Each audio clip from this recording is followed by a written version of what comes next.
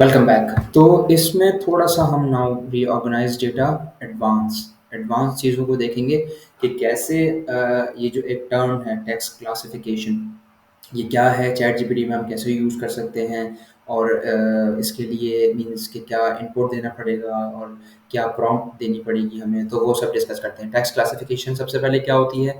Now it's written very clearly, you can use ChatGPT to categorize text data into different classes and categories based on their content. Now, text classification is the task of assigning predefined categories or labels to text data based on its content. That means text classification नाम से ही ये clear है कि आपके पास text है already, जो कि मैंने आपको पिछले प्रीवियस एग्जांपल्स में समझाया था कि पैसेज है या आपके पास एक्सेल में डेटा है, कुछ भी है टेक्स्ट डेटा है, उसको अब आपको क्लासिफाइड करना है, वो तभी जाके वो फिर रीऑर्गेनाइज होगा एक प्रॉपर फॉर्म में। अब you could use text classification to categorize. बिल्कुल बहुत अच्छी एग्जांपल यहाँ पे मेंशन है कि लेट्स से हमारे पास अखबार आते हैं या आपके पास एक पूरा न्यूज़ आर्टिकल आ जाता है। अब उस न्यूज़ आर्टिकल में मल्टीपल न्यूज़ होती हैं, स्पोर्ट्स की न्यूज़ होती हैं, पॉलिटिक्स की, टेक्नोलॉजी की, तो वो एक थोड़ा-सा मिक्स अप होता है, या अगर कोई ज़्यादा अच्छा आर्टिकल है तो वो पहले से ही ऑलरेडी क्लासिफाइड हुआ हुआ था डिफरेंट कैटेगरीज़ में। तो इस केस में क्या होता है कि जब आप नीचे एग्ज़ाम्पल भी मेंशन है, अब वो न्यूज़ आर्टिकल को डिफरेंट कैटेगरीज़ में डिफरेंट क्लासिफिकेशन उसकी कर देता है। पूरा न्यूज़ आर्टिकल है लेकिन sports news, technology news, political news etcetera etcetera.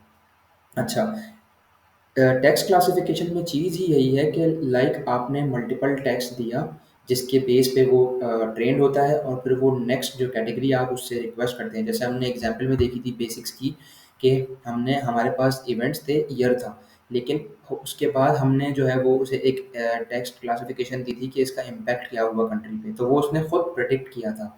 अब वो प्रिडिक्शन 100% सही भी नहीं हो सकती, लेकिन मोस्टली मोस्टली चांसेस में जो है वो 90% ठीक होती है, क्योंकि वो इंटरनेट स्क्रैपिंग के बेस पे ही आपको इवेंट्स या चीज़ें देता है।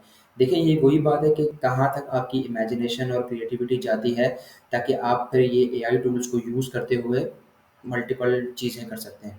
अब एक एग्जांपल हम देख लेते हैं कि take 20 historical events, output in tabular form में हमें आंसर मिलेगा and ask for the following classification.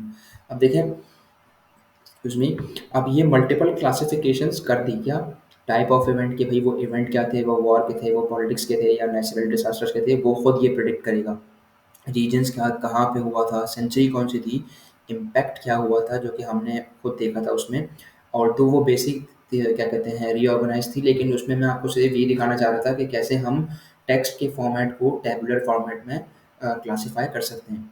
Next scale global था, रीजनल था या लोकल था। तो ये था हमारा रीऑर्गेनाइज का सेक्शन। नाउ आपसे नेक्स्ट वीडियो में मिलते हैं। Thank you.